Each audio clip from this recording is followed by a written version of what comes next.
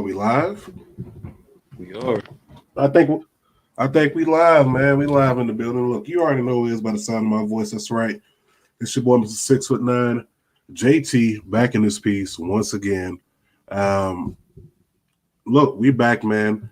Back with another one. Of course, we gonna be talking about everything that happened this past week, whether it be Hell in the Cell, AEW's MMA match, updates with Impact Wrestling, NXT, the Tribal Chief, the Almighty Bobby Lashley, the EST. We're going to touch on all of that, and we also going to give a couple shout-outs. But before we even get started, look, most definitely, we definitely got to thank you all for tuning in to last week's episode, whether it be on YouTube or on the podcast. You all know where to find us. It's the name of the show. I don't think I have to spell it. But with that being said, yo, what's up, Mike Angelo? Thank you for checking in. Spread the word. But look, a lot of big things happened this past weekend. I'm just getting back from Vegas, so I got to really dive deep into this. So let me give these couple shout-outs real quick. First of all, make sure you all go to IWTV, download the app. Make sure you check out these two events that just passed on June 18th. Mad that I couldn't attend either one of them, but I'm happy for the success of the show. Make sure you definitely go check out this one. Check out AEW's Major Announcement. That one was definitely a big show. I heard a lot of buzz about it all over. And also you want to make sure you want to check out OWA, Ohio Wrestling Alliance, Good Trouble, Volume 2. That's also on IWTV. Make sure you go check that out as well. But, man, look, last week was big. A lot of big things popped off last week. First off, got to talk about the fact that, you know, NXT started off with some good news. We found out that, of course, the rumor was Samoa Joe was going to be coming back, and it was true. And he came through, and he confronted Killer Cross right off top. Like, tick-tock, young champion. Tick-tock. I ain't Regal. You just, you know, you ain't just going to push me around or whatever. Not to say that Regal was the person that got pushed around, but having someone like Joe can definitely, you know, enforce it. You know, kind of like, hey, man, chill out. Watch how you talking to me, or you're going to have to see Joe. Like that type of mentality. So that was definitely cool seeing. LA Knight turned on the $1 Million Man. After he won the $1 Million championship, he drops. He did something that he was going to. Hey, that's a Ted Dibiase move anyway. I mean, Ted Dibiase would have did the same thing. So basically, Ted Dibiase got a Ted Dibiase pulled on him. That's big facts. Like, I don't know, because here's my whole thing. I could never see Ted Dibiase being, you know, LA Knight's Virgil. You know what I'm saying? Like, carrying the championship for him, bringing him down to the ring, holding his gear. Like, I could never see that. But at the same time, I'm glad that it brings Cameron Grimes back into the fold. And we finally got the pairing of Ted DiBiase and Cameron Grimes as a unit. So I'm definitely happy about that. Right. No, yeah, and another thing, you know, of course, popped off. We got the announcement for, you know, the Great American Bash going down July 6th. We got Adam Cole versus Kyle O'Reilly. You know, that fight had to be broken up once again by Joe. But we got this going on. It's going to be on July the 6th. On Tuesday, Great American Bash. I thought AEW got the rights to that. No, you talking about Bash at the Beach when they did that 1 year. Yeah, and those also all that went back to WWE. They haven't used that since. That's why they were using like Beach Fest and stuff like that. But go ahead. I could have sworn the event that his daddy made, that one that WWE just didn't copyright, just let go or something. And AEW. Yeah, Beach Bash or Beach Fest. One of those two names. Was it? No, he ain't take word. It was something. I don't remember. I'm about to look it up. I don't think it's Bash at the Beach. It was something else. No, it was Beach Fest, Beach Bash. One of those. It starts with a B. Listen. But that was some big news coming out of NXT. And then you skip over, of course, to Friday, man. Friday was popping. You know what I'm saying? You had the King of Strong Style going up against, Corbin for the crown. So at this point, we really trying to find out who the real champ is, who's the real Strong Style champ. So I'm definitely happy who's the real king of SmackDown, not Strong Style. But obviously the king of Strong Style did win. We know who the king of SmackDown is, so I mean, not even for no fucking debate. We all know who the king of SmackDown is. That shit they fighting for some little toy crown that was won like 2 years ago. Was it 2 years ago? Yeah, that shit's old. I mean, King of the Ring's been about 2 years down the line. Bro, it's not been 2 years. Stop it. Yes, it has, because Kurt Angle. He had the crown when Kurt Angle was there. No. Yes. I don't know, bro. You may be right. You may be right. Been about 2 years. Right. Yeah, WrestleMania 35. Yeah. You may be right. Yeah, you're right. Yeah, 2 years. They fighting over a crown for 2 fucking years, man. Look, you already know how I feel about this whole situation. It's the poor ass Shinsuke Nakamura, as always. The motherfucker hasn't had a legitimate feud since AJ Styles, and that was at 34. So I don't know. It's just that they don't have nothing to do. You want to have this man fight with Barry Corbin about the fucking crown? Who the fuck cares? Get this man back in the title picture. That's it. Yeah, like, I don't know, man. I don't know. Nah, I feel that, man. I feel that, but if they gonna do it, I don't think it's gonna be like right away. Well, I'm not asking for it to be right away, but give the man some momentum. Damn. Like, I mean, he got momentum. He got the dude coming out playing the guitar and everything, man. No. He needs to be where he belongs, and he's the main eventer. Like, facts. I don't know. He's a main eventer. This man hasn't been in a main event since WrestleMania 30. Was it 34, 35, 34? 34. I don't know. You know how I feel about WWE books Asuka and Shinsuke. So I just think this is a stupid storyline. As good as SmackDown is, this is not one of the storylines I'm like really into. I'm not into this storyline. Me neither. It's not. I'm not feeling it. No, it's not really. It's really not like high on my list. It's not. At the same time, if it's going to push him somewhere, I'm for it. Sometimes you got to trust the process, right? Push him where though? Like, it's kind of hard. It's not kind of hard to trust them though. Put him on Raw or something. Have him go for the title or something. I don't know. I just feel like they lost their way with him, and now they don't really know what to do. It's like with him and Asuka. Take him back to NXT. Shit, my opinion. Yeah, but if that can't be the answer to everything, take him back to NXT or that's true. AEW. I agree, but I just don't want to see talent like that thrown to the wayside. And then when they contract expire, they're gonna get future endeavor, and that's gonna be the stupidest thing WWE do. I can rock with that. You're right. That probably would be the dumbest thing, but at the same time, you know, we gotta see what pops off with the booking because sometimes it can be consistent, other times not so much.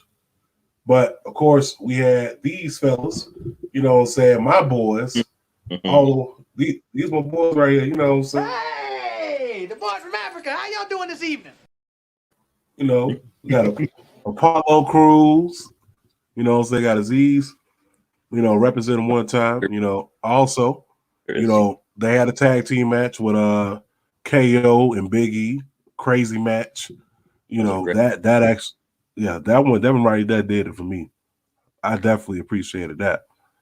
But then, of course, the main event, everyone was surprised because this actually was supposed to happen at, you know, it was supposed to happen at Hell in a Cell, but it ends up happening on SmackDown.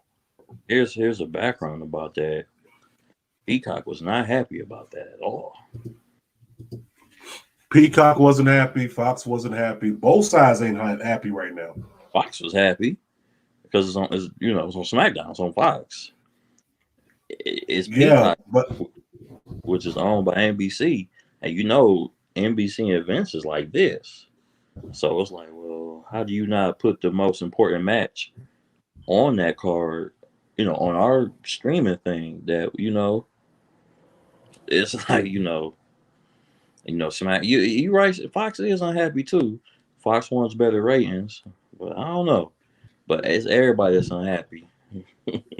But at the same time, you gotta understand, like that's kind of hard to, you know, please both sides in a sense. Yeah. Like you're trying to please not only Fox but NBC, and you have a major deal with NBC with all your streaming, but you have a major TV deal with national broadcast. So it's like it's kind of hard to please both. So I don't know what's gonna happen. Of course, we had the rumors of them being for sale. That's still out there. Who knows? I think they're gonna sell. I don't think they're gonna sell. I don't think Vince trusts the kids running the show. Vince probably not, but Vince gonna run it till he die, and he gonna sell it. But you know what I did enjoy? This man right here, the tribal chief. Poor Ray. Once again, showing why he is. Go ahead, take it away, Dre. He's the what? That's a nasty choke. Whew, I feel bad for him. Look, that choke was so nasty. Jimmy had to come out like, "Fuck this! You that man. You the tribal chief. Usos, you the tribal chief," and he acknowledged him. But that choke, oh my goodness, that power bomb on oh my goodness, poor Ray, poor Ray. Who the hell beating the tribal chief? Nobody. He's just that damn good. Sorry.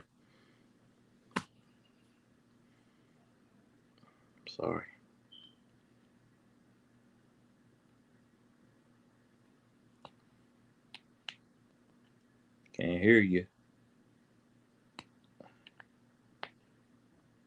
You on mute. The rumor is at SummerSlam that we may be getting John Cena versus the Tribal Chief. How you feel about that?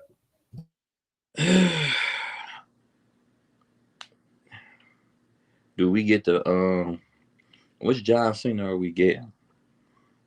If we getting Dom's little brother John Cena, then hey, it's gonna be a good match. But if we getting the Fruity Pebbles, then I don't know. I mean, it's gonna be a good match. You gotta do something to put some asses in the seats. But I mean, this match already happened. But this ain't the Roman Reigns that fought John Cena before. I don't know. He might go on to end John Cena's career. This ain't the same. This ain't the same Roman Reigns. John Cena better come as he better come as his Fast Furious 9 character. Better come with some swag or something because he stepped to Roman Reigns with the kids and shit, and the kids gonna be having some tears in their eyes because you saw it. Bring up that choke again. Bring up that choke again. Bring it up. Bring it up. Bring it up. That's gonna be John Cena, and there's gonna be a lot of kids in the stands crying in Las Vegas.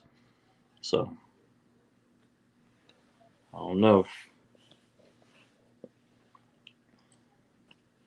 I'm with it though.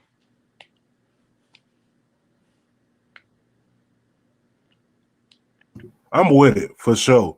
But like I said, that was a good way to kick off the weekend for Hell in a Cell. But also on the flip side of that coin, you had AEW with their own MMA fight. I was like, now, little fight. I'm not gonna lie, for what it was okay. Of course, I'm not expecting these boys to go full MMA style. I mean, it's no different than when Raw had the Raw Underground. To me, well, Haller, the only difference he only went about 50% with him, because if he really wanted to, he could have fucked his ass up for real. Yeah. He could have fucked his ass up. Life would have been all messed up for Wardlow. Would have went full MMA mode. He would have fucked his ass up. But it was good though. I think as we're going through these series of events, of matches with the Pinnacle and how the fuck do I always forget their name? Inner Circle. Inner fucking Circle. How do I remember the Pinnacle's name more than the Inner Circle? But I don't know. I don't get that. I don't know. But what we was talking about before the show started, these series of matches between the individuals of Pinnacle and Inner Circle, we was saying that I hope on AEW's part that you don't ruin the what's the word I'm looking for this feud. You don't ruin it by putting all these matches on TV. These are some money makers. You got some money makers in this whole Pinnacle and Inner Circle beef that you need to save for the next pay-per-view. Like, of course, you need to have MJF and Jericho on pay-per-view, and you need to have Spears and Guevara on there too. Those will probably be your two best feuds that you need to just let pan out until what's their next pay-per-view? Is it All Out? I mean, what is it? Is it All Out? Their next pay-per-view is going to be All Out in September. Man. Just don't see like you stretch out a match that long, but I feel like them two matches you gotta save for a pay-per-view. But I know they're not going to. But if they but that's the issue though, because people give WWE like a lot of BS with the 12, 16, 18 pay-per-views a year. But people's attention spans are so short. You know what I'm saying? So it's kind of like you have to throw it out there. You got to throw it out. You got to throw it out while it's hot. And sometimes it's kind of hard to hold a match till a pay-per-view. And I understand that. Like a lot of these matches, like especially this one, like look at this. This right here would have been an All Out. Yeah. I would have saved that for All Out because you're bringing in audience from the quote unquote MMA side from Jake Hager. If he has a big following, if he has a large following in Bellator, but you're bringing in them. So to me, I would have saved that match, and you're right. I probably would have saved that all the way until All Out. I wouldn't have done it last Friday. But to me, that was more so to get ratings because WWE ended up advertising Hell in a Cell the very next day on Friday. So, it's one of those, tit for tat situations. But all in all, it was a dope little match for their first time. It wasn't like amazing. It wasn't UFC. It wasn't Bellator. No. It was a scripted MMA fight, basically. Yeah, basically brawl But fall. yeah, I wouldn't go that far, but it was a scripted fight. I wouldn't do that. I'm disrespecting like that with the brawl for all that shit was terrible, bro. Okay, so then on the Impact Wrestling side, before we get to Hell in a Cell, the former Steve Cutler debuts on Impact, aka Steve McLean. So Damn, he's there. big boy. And then you also got Don Callis, I saw that. kayfabe fired. Yeah. He was not happy about that. Kayfabe fired, Is that Tommy Dreamer? That's Tommy Dreamer, bro. Where the fuck they find him at? What are you talking about? He's been in Impact like for the last year and a half, almost Hey, 2 years. not to change the subject. Shout out to Mickey James on NWA Power. They got some big things coming up on there. Yeah, I heard. Some real big things popping. Eva Marie just lost her first match back. She was tagging with Piper Niven. You mean Dewdrop or whatever that stupid name they got for her? I don't know, but I didn't like that debut either at all. I think it was silly. They could have bought her in a little stronger because she was a force to be reckoned with in NXT UK, and the way they bought her over was like Nikki Cross. You know what I'm saying? Like with Alexa, stuff like that. Also on the back side, we got to give a huge shout out to, of course, Sam Bill. You can now find my boy on the roster page, official like a whistle. No longer just quote unquote, doing cussings. No, my dude is a part of Impact Wrestling. So proud of him. He's on the page, so it's official like a whistle. Make sure you go check out all his matches. But moving on from Impact, man, let's get to the meat and potatoes, the whole entire meal. We talking about Hell in a Cell, man. Hell in a Cell did what it was supposed to do as the last pay-per-view inside of the Thunderdome experience. I think it was pretty good. I think all the matches were good. I didn't like the finishes to some of them, but all the matches were good. I think it made up for not having Roman and Ray on there. I think all the matches was good. I didn't like how a few of them ended, but to me, it was a good pay-per-view for it to be the last one in the Thunderdome. And let me shout out Pat McAfee on the microphone, man. He is amazing. Okay. He is amazing on commentating. I love him on commentating and it's just, oh my God, it's just what he says and just how his energy is, and he brings an energy to Michael Cole that no one's never seen throughout all my years of watching wrestling. It's just this a different type of energy. So shout out Pat McAfee because it was some good commentating there too.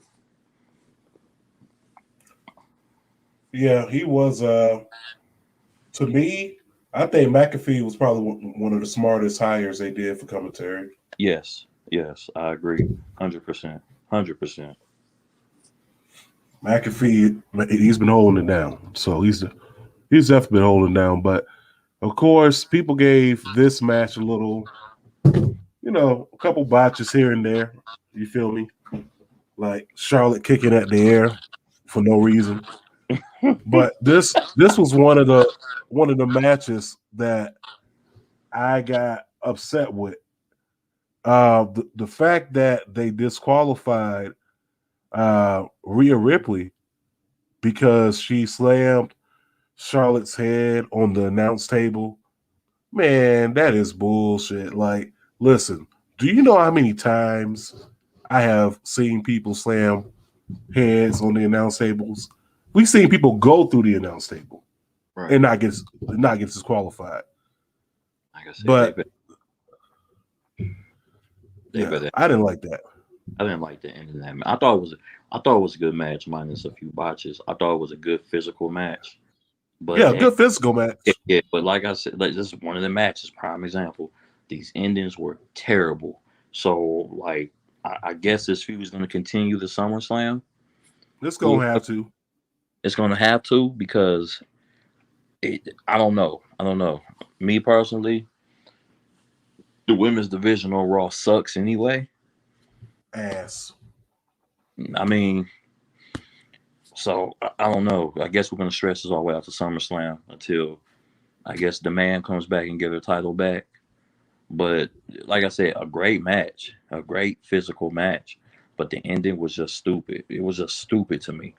Like I said, this is one of the stupid endings that I like. But good match, good back and forth. You know, I think they still need to work on their chemistry a little. And this is what was it their third match together? Fourth. Who knows? Yeah. But yeah, I think that they you know, the chemistry needs to be worked on. But like I said, good physical match. You know, but that ending though, that ending, and it was terrible. It didn't make sense to me. Stupid. Use your common sense. I was not feeling it at all. The ending, the match itself, I could rock with. Another thing that popped off, you know, you had Alexa Bliss playing mind games with Shayna Baszler, and you know, and Nia Jax.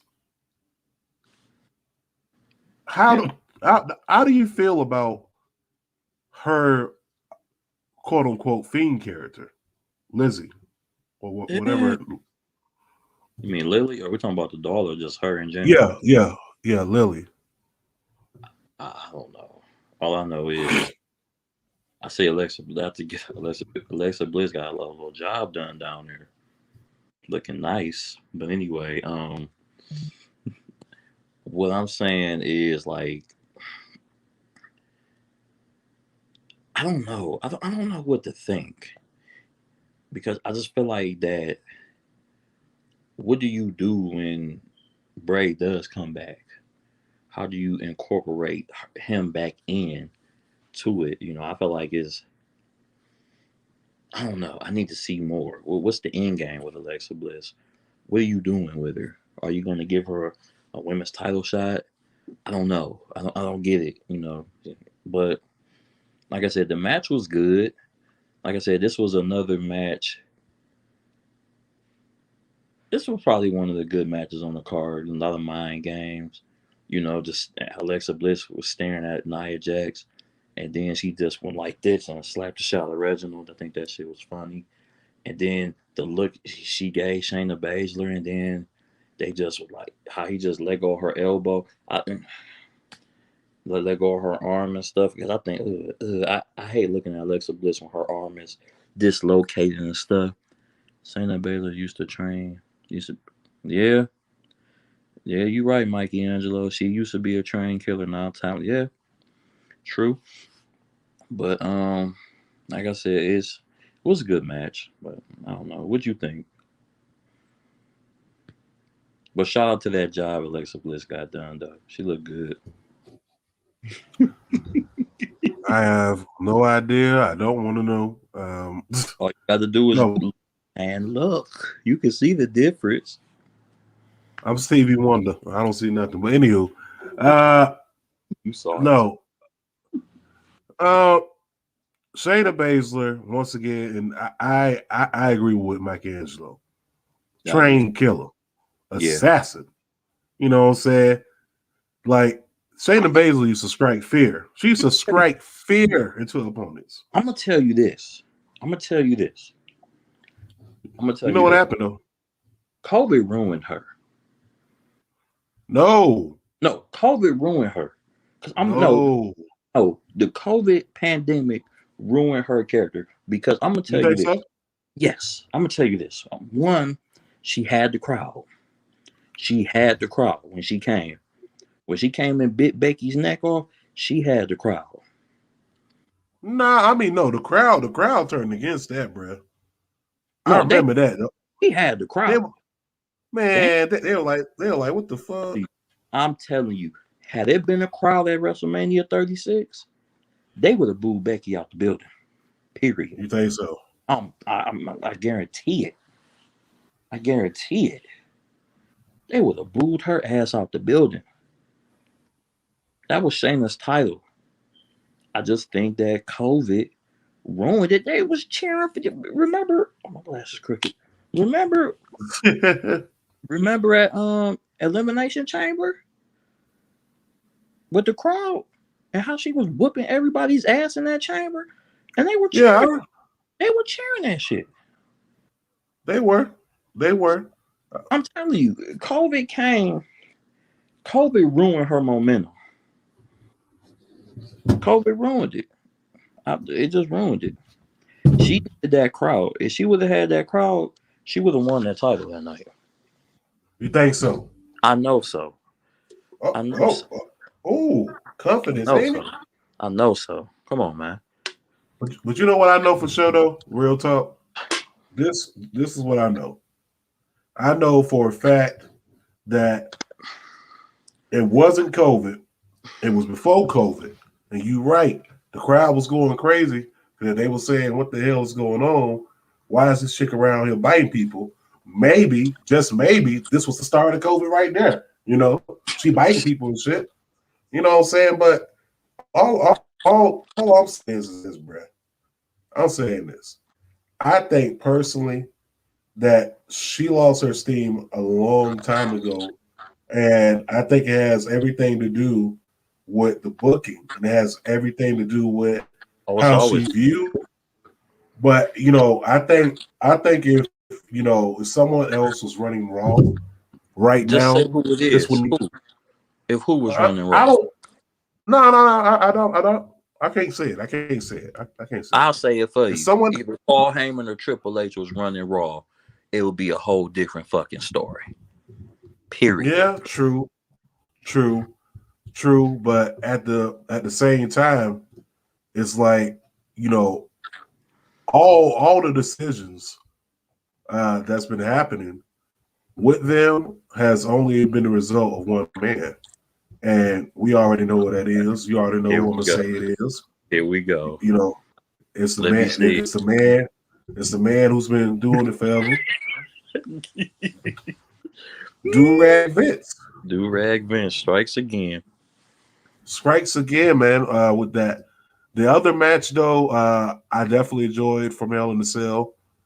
I did like KO and Sammy.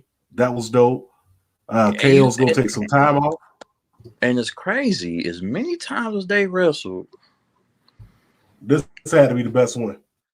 I wouldn't say that. It was good. They like all their matches. Every time they wrestle, first of all, their matches in NXT will always be better than their matches on the main roster. Let's just get that straight right now, okay? Nothing compares to their matches on NXT. But what I was saying is, as many times as they wrestle, they still always put on a great show. And this was another physical match. Good selling of a shoulder from Kevin Owens and selling the Nigerian nail shot to the throat. Still selling that very good. And it was a great match. As many times as they wrestled, a great match. A great fucking match. Hands down, bro. Another match. Of course, we got to talk about Bianca Belair. We got to talk about her going up against Bayley inside the Hell of a Cell. The EST is going to have no problem when those crowds return. No, she's magic, bro. Yeah, she's magic in the bottle. She's fucking great. Do she look beautiful? Jesus Christ. Well, yeah, but she's one hell of an athlete, dude. Yeah, fucking. I gotta give it to her. Ring. But I gotta shout out Bailey too, because Bailey gave her the work in that cell. Yeah. Bailey gave her the work, and shout out to Bailey too, because her character when she first turned heel, I ain't gonna lie, I was probably one of the only people that was like not with it. But shout out to the evolution of her heel character. How she just, I love how she just dogs Michael Cole. Like Michael Cole was on commentating, he was talking about, I think him and Pat was talking about like when she grabbed the kendo sticks and put them in between the thing, and Michael Cole was like, Bailey tried to do this last year, and she heard him. She's like, "Shut up, Michael. They know. They watch me." And then, like, shut up. I just think that's like just the evolution of her character and just how good she is, and and how she really is trying to elevate Bianca Belair, and they put on a great show. But now it's time for the rematch. Let's start hyping it up now. It's time for the rematch. It's time for not that rematch. We know what rematch we want to get. You talking about Sasha versus her? Part 2. It's gonna happen. EST versus the Boss. It's got to happen again. It's got to happen. SummerSlam has got to happen. Or we could wait all the way till WrestleMania 38. I don't care. It's got to happen again. They got to. But you know what else happened though? That was so dope. What happened? Lashley 2 up Drew McIntyre. I'm talking about he beat him like he stole something, bro. Let's reverse it. Let's reverse it. Let's not say Lashley beat him up, because that first half of that match, Drew was beating him up. Drew was beating his ass. Drew was beating the shit out of him at the beginning. Like Drew was fucking him up. Like, right. He ain't lying. Right. Drew was whooping his ass at the beginning, like for like the good 30 minutes. He was fucking him up. Like Lashley had there, but Drew still want to fight for the title. But shout out to Lashley, MVP. I wish the Hurt Business was still around, but hey, that's just me. But Lashley is showing why this is the almighty era. It is. It's the almighty. It is. And he's showing why. Because that book, him and MVP together is fucking magic. Bobby in a Lashley bottle. East, and he proved it. And come bring that big motherfucker from Canada, because I think Lashley gonna beat his ass to him and send him back up there. You think so? Oh god, yeah. He been waiting for this match for 4 years. Yes. Okay, so listen, I'm just gonna say it like this right here.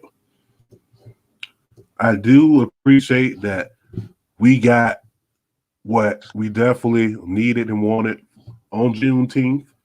Not the fact that it's a national holiday. That ain't it, fam.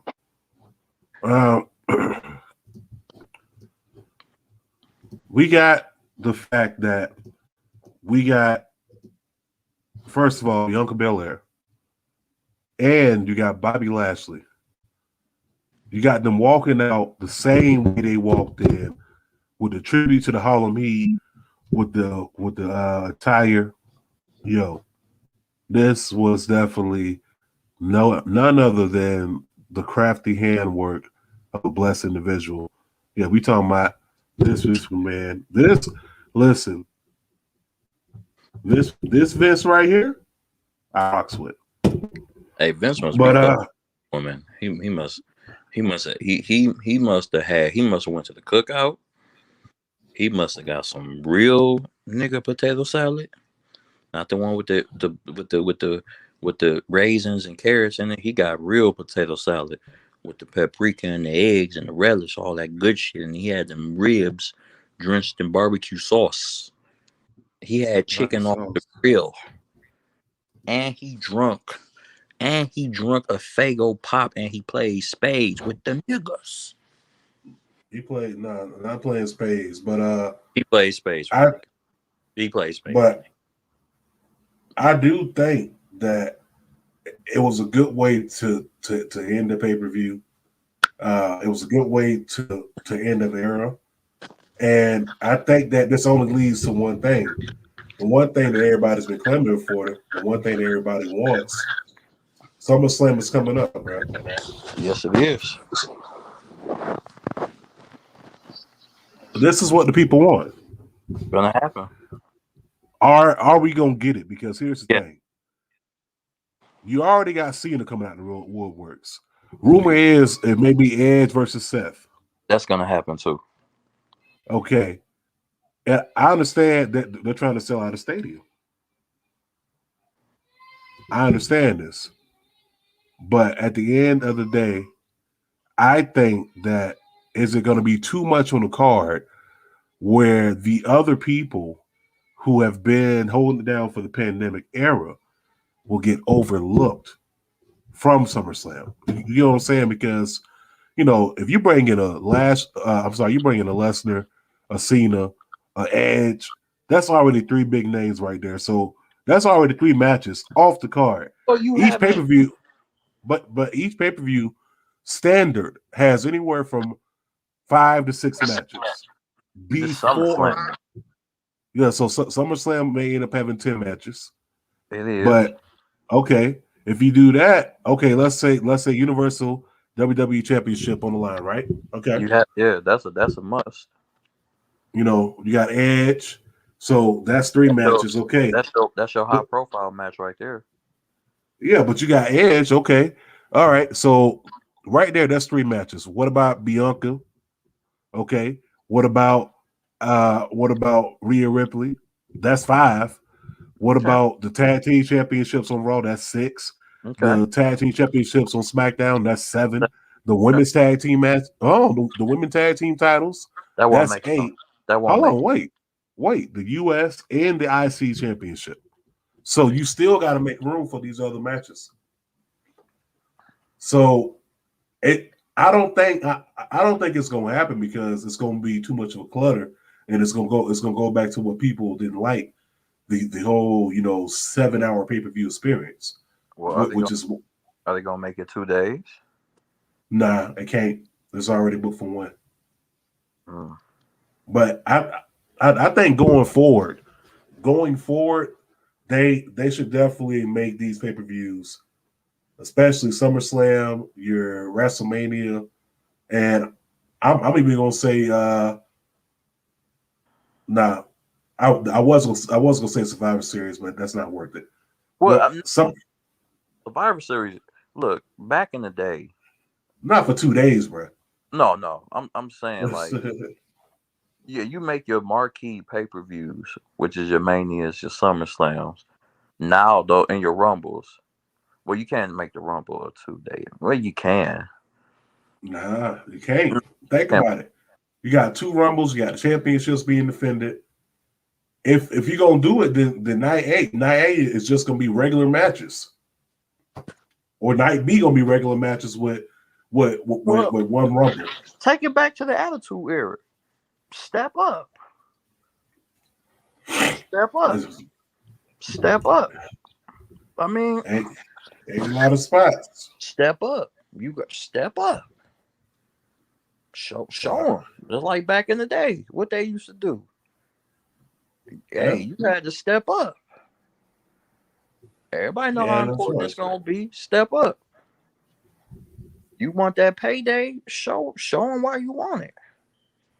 That's all I can really say about that. But you got to put asses in seats. You selling? Yeah, you do. You selling out a brand new stadium. You coming back after a pandemic.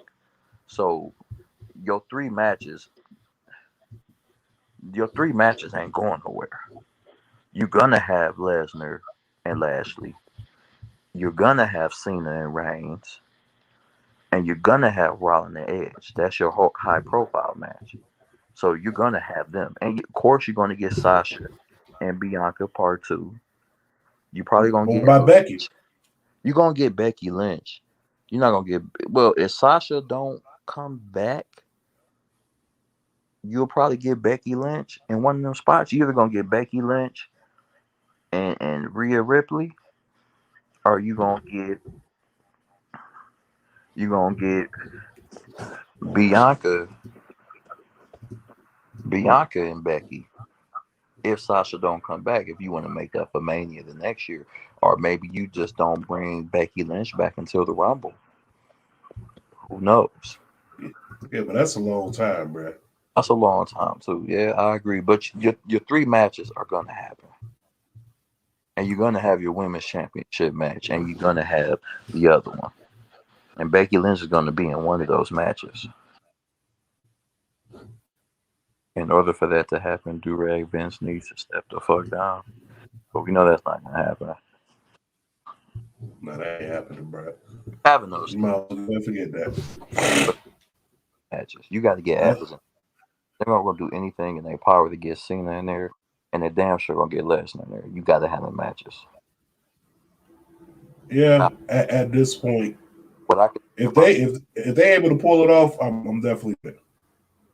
They will. I mean, you gotta see what time, man. It's gonna be a long night, bro. It is, man. It definitely is, but it's gonna be a long night. Are you going with that now? Well, it's gonna be a long that's night. a good question. It's gonna be a long It's night. gonna be a long ass night. Because you're gonna have those you're gonna have those 3 matches. And plus you're in a city that never sleeps anyway.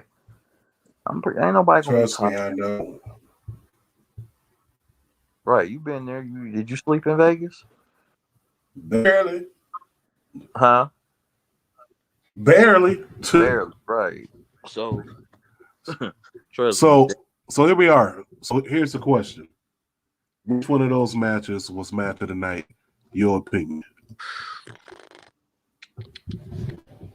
You also had Seth and Cesaro.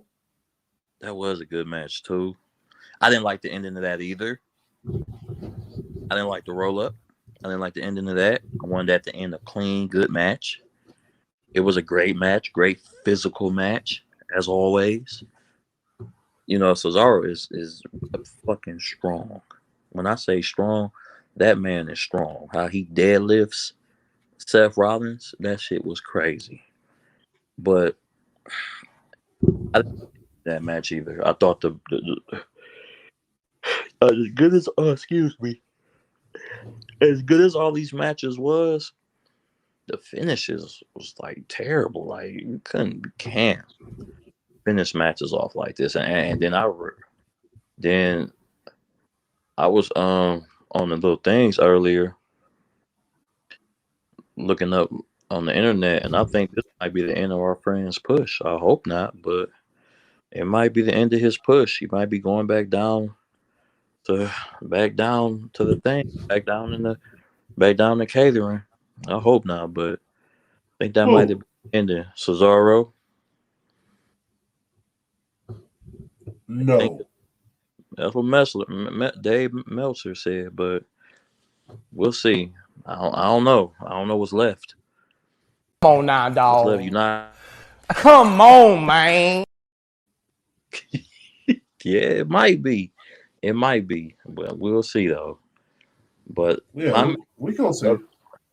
My match of the night. You can't be a tie, Mikey. You got to come up with a definitive winner, and I'm going to give it to Lashley and McIntyre. I think they pulled off just a little bit more than what Bianca and Bayley did. I think the involvement of more weapons in the match made it that much better with the tables, and then Lashley dropping Drew off the top of the ring onto the table, and then Drew ramming Bobby into the table after getting put in the Hurt Lock. I think they incorporated a lot more weapons, and then the involvement of MVP and the refs and stuff. So I think they matches kind of did it for me. Yeah, I'm with it. I mean, to play devil's advocate, I'm gonna go with Bianca Belair. No, I think they did the bare minimum in the Hell in a Cell. It was a good match, but I just think that Bobby and Drew had. I think that match was a lot better. As bad as Raw is, they be having some good ass pay-per-view matches. For us to see the same match every week, when it comes to the pay-per-views, they definitely turn it up. I'll tell you that. Yeah. They definitely turn it up. For Raw to beat I'll Ash, they turn it up. give them that. I'll give them that. Well, listen, we are at the point of our show where we got to give y'all these quick PSAs. A short show today. Very short, ran through it. Listen, first of all, too much negativity can have you unbalanced mentally, spiritually, emotionally, physically. Make sure you spread more positive vibes. It takes very little to build someone up than it does to tear them down. Think about the logic inside that message. Also, you can go ahead and grab yourself a t-shirt, a tank top, a hoodie, a onesie, a v-neck. Maybe you need to spread those positive vibes to other people, or maybe you need a positive vibe pickup. It's available at whatamnewnuva.net. Also, COVID is still here. It's very easy. We've been telling you all this for years. Listen, we're going to need y'all to wash your hands. But most of all, wash your ass. Use what, Dre? Gotta use soap, people. Got to use that soap. And as CHEECH would say, you want to make sure you're doing it from face to ass. The ass, not ass. Not ass to face. To face. We even made a diagram for y'all. Like, it's very easy. Wash your hands. Wash your ass. Use soap from face to ass. Not ass to face. And on that note, hey, we are out. We gotta do the Prodigies thing too. Oh, yeah. So long. Farewell. Good night. Night. Bang. And if you did not like the way we did the show today, Your mom's a hoe. and we out. Peace. All right. Peace out.